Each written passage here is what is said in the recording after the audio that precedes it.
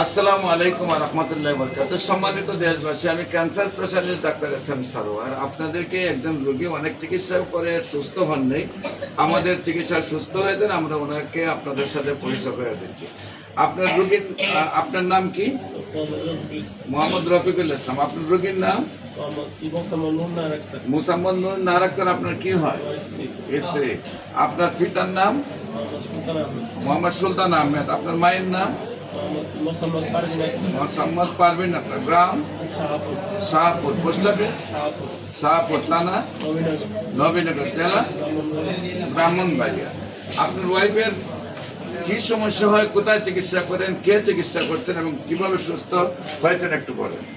আমার স্ত্রীর প্রচণ্ড ব্যথা হইতো বুকে। তখন আমি আমার ভাই আছে এখন ডক্টর এমআরকে হসপিটালে বসে, ভাইয়ের মাধ্যমে আমি দেশনেত্রী বেগম খালেদা জিয়া ডক্টর ছিল প্রফেসর শামসুল আলম স্যারের কাছে সর্বপূর্ণ। আপনি শামসুল আলম স্যারকে দেখাইছেন? মাননীয় প্রধানমন্ত্রীর যিনি দেশনেত্রী বেগম খালেদা জিয়ার ডাক্তার যিনি ছিলেন, দেখানোর পরে স্যার আমাকে দুইবার ইআরসিবি করছে। প্রথম ইআরসিবি করে পাথর বাইর করে দিয়েছে, বলছে আলহামদুলিল্লাহ ভালো হয়ে যাবে। একটা স্টেন লাগাই দিয়েছিল, বলছে 3 মাস পরে আসেন আপনার রোগী ভালো হয়ে যাবে। 3 মাস যাওয়ার আগে আবার ব্যথা হচ্ছে, পরে আবার নিয়ে আসছি। নিয়ে আসার পরে বলতেছে স্যার যে আরো কিছু পাথর আছে, ওগুলো বাইর করে দিলে ইনশাল্লাহ ভালো হয়ে যাবে। তারপর আবার ইআরসিবি করাই, পাথর বের করে দেয়। এরপরে আবার 3 মাস না যেতে আবার ব্যথা হয়। তখন আমি আবার এমআরআই করাই, এমআরআই করার পরে দেখেছি পাথর রয়ে গেছে।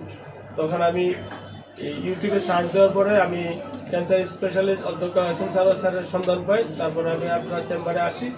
আসার পরে আজকে সামান্য ওষুধ খাওয়া হচ্ছে। আলহামদুলিল্লাহ আমার ওয়াইফের প্রচণ্ড পেন হইতো, ভোল্টারি সাবসিডের মতো লাগতো, কিন্তু আলহামদুলিল্লাহ এখন আগের মতো পেন হয় না, অনেক অংশে ব্যথা চলে গেছে। আলহামদুলিল্লাহ অনেক ভালো হয়ে গেছে। এখন আপনার ওয়াইফ ভালো আছেন? জি। সম্মানিত দেশবাসী, বিশেষ করে এরকম যে সকল জটিল রোগীগুলা বাংলাদেশ, ইন্ডিয়া, সিঙ্গাপুর বড় বড় ডাক্তারদের চিকিৎসা করে সুস্থ হন নাই, সেই সব রোগীদের সাক্ষাৎকার পাবেন আপনারা ক্যান্সার গবেষক অধ্যক্ষ ডাক্তার এস.এম. সারোয়ার। ইউটিউবে চার্জ করলে প্রায় 5,500 ঊর্ধ্বে রোগীর সুস্থতা পাবেন ইউটিউব, ফেসবুক, গুগল, টিকটক, ইনস্টাগ্রামে। বিশেষ করে আমি বলবো যে সারা ওয়ার্ল্ডের ডাক্তাররা যেখানে বলেন ক্যান্সার, কিডনি, থ্যালাসেমিয়া, এইডস এবং হেপাটাইটিস বি, এই রোগগুলোর কোনো চিকিৎসা নেই। মৃত্যুর আগের দিন পর্যন্ত ওষুধ খাইতে হবে এবং এই রোগগুলো হলে আমরা সাময়িক চিকিৎসা দিয়ে থাকি, একসময় মৃত্যু হয়ে এটাই মেনে নিতে হয়। আদৌ পর্যন্ত কোনো ডাক্তার 50 জন ক্যান্সার রোগী সুস্থ হয়েছে তার কাছে তার কোনো প্রমাণ পৃথিবীতে নেই। সবাই বলেন যে এটা মরণ বিধি। আপনারা যদি আমাদের চার্জ করেন প্রায় 5,500 ঊর্ধ্বে রোগী পাবেন, যাদের নাম, ঠিকানা, পোস্ট অফিস সহ তাদের বাড়ির অ্যাড্রেস সহ আমরা বলে দিই এবং সেইখানে গেলে তাদের পেপার সহ দেখতে পারবেন। বিশেষ করে এই জটিল রোগগুলি একদিকে চিকিৎসা করতে প্রতি মাসে লাগে কয়েক লক্ষ টাকা, আবার অন্যদিকে রোগীটিও চিকিৎসা করতে করতে মারা যান।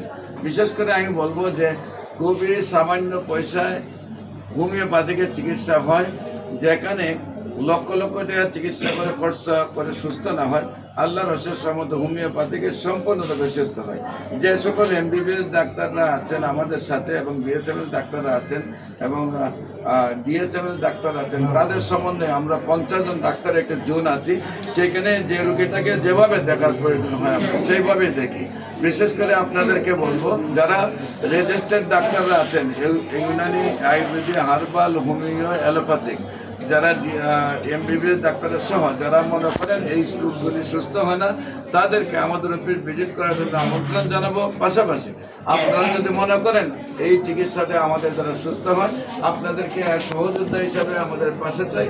আমরা সবাই মিলে, বাংলাদেশ নয় সারা বিশ্বকে আমরা ক্যান্সার মুক্ত করতে চাই। একসময় আমরা বলেছি যক্ষ্মা হলে রক্ষা নেই, একসময় আমরা বলছি টাইফয়েড হলে কোনো না কোনো অঙ্গ চলে যাবে, একসময় আমরা বলছি বসন্ত হলে সমস্ত শরীর পচে যাবে, একসময় বলছি ডায়রিয়া হলে গ্রামের পর গ্রাম মানুষ মারা যাবে। কিন্তু আজ সেইগুলোর কোনো ভিত্তি নেই।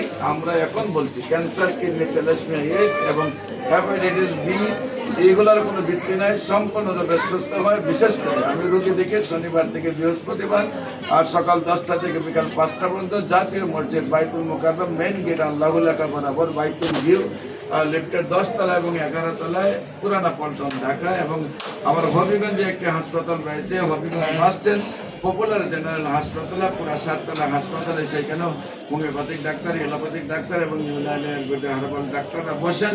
সেইখানে প্রায় 20 জন ডাক্তারের একটা টিম রয়েছে। আপনার যে কোনো সমস্যার জন্য আপনারা হবিগঞ্জ শনিবার থেকে বৃহস্পতিবার আপনারা দেখাইতে পারবেন। পাশাপাশি আমাদের দুটো অফিস আপনাদেরকে ভিজিট করার জন্য আমন্ত্রণ জানাচ্ছেন। যে কোনো প্রয়োজনে স্ক্রিনে দেওয়া নম্বরে যোগাযোগ করার জন্য আহ্বান জানিয়ে শেষ করছেন।